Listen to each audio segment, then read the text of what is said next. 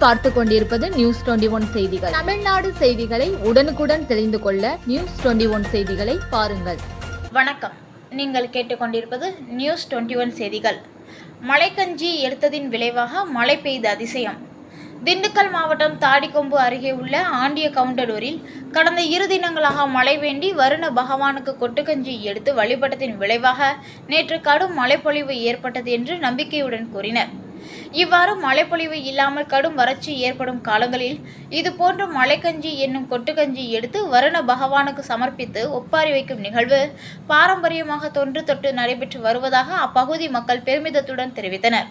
அதன் ஒரு பகுதியாக நேற்று மழை பொழிந்ததை அடுத்து வருண பகவான் கருணை காட்டிவிட்டார் என்றும் வருண பகவானுக்கு நன்றி கடன் செலுத்தும் விதமாக தொடர்ந்து 3வது நாளாக இன்றும் கொட்டுக்கஞ்சி எடுத்து வருண பகவானுக்கு சமர்ப்பித்து சிறப்பு வழிபாட்டை நிறைவு செய்தனர். இது போன்ற அதிசய நிகழ்வுகள் அவ்வப்போது நடைபெறுவதை அடுத்து கிராம மக்கள் நம்பிக்கையுடன் வழிபாடு நடத்தி வருவது குறிப்பிடத்தக்கது. வணக்கம். ஆண்டிய கவுண்டனூர்லேருந்து விவசாயியான சவடமுத்து பேசுகிறேன். அதாவது நாங்கள் கடந்த 3 நாளாக இன்னையோட 3 நாளாக எங்கள் ஊரில் எல்லா மக்களும் சேர்ந்து பாரம்பரியமாக செய்யக்கூடிய இந்த மழை இல்லாத காரணத்தினால இந்த கொட்டுக்கஞ்சி அப்படின்ற ஒரு இதை எடுத்து நாங்கள் நடத்தினோம். இன்றைக்கி 3வது நாள். அதாவது விஷயம் என்னன்னு கேட்டிங்கன்னா, நாங்கள் இதை புதுசாக செய்யலை. எங்களுடைய முன்னோர்கள், அதாவது எங்கள் அப்பா எங்கள் தாத்தா அவங்க செஞ்சதை நாங்கள் இப்போ செய்கிறோம். மழை இல்லாத காலத்தில் இந்த மாதிரி ஒரு கொட்டுக்கஞ்சி எடுத்து மக்கள்லாம் சேர்ந்து ஒரு இடத்துல இருந்து அந்த கஞ்சி எல்லோரும் குடிக்கிறது வழக்கம்.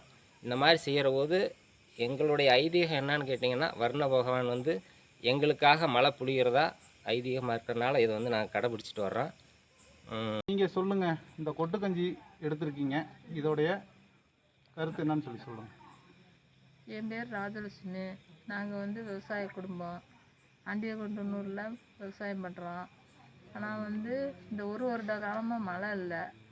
எங்கள் ஊர்லேருந்து பெரியவங்க, எங்களுக்கு முன்னாடி வந்தவங்க, மாமியாவங்க, அத்தைவங்க, அப்பா அம்மா எல்லாருமே முந்தி காலத்தில் நாங்கள் சின்ன பிள்ளையா இருக்கும்போதே மழை இல்லைன்னா எல்லோரும் சேர்ந்து இந்த மாதிரி மழைக்கஞ்சி எடுத்து வரமிருந்து வீடு வீடாக சென்று கூழ் வாங்கி அந்த கூழை எல்லோரும் உட்காந்து சந்தோஷமாக பருகிட்டு எல்லோரும் மழையை நினச்சி வேண்டி ஒரு இடத்துல உட்காந்து எல்லோரும் சேர்ந்து ஒரு ஒப்பாரி வச்சு அழுதா அந்த வர்ண பகவான் எங்கள் கண்ணிலேருந்து வர கண்ணீரை பார்த்துட்டு அந்த வர்ண பகவானே இறங்கிடுவார்.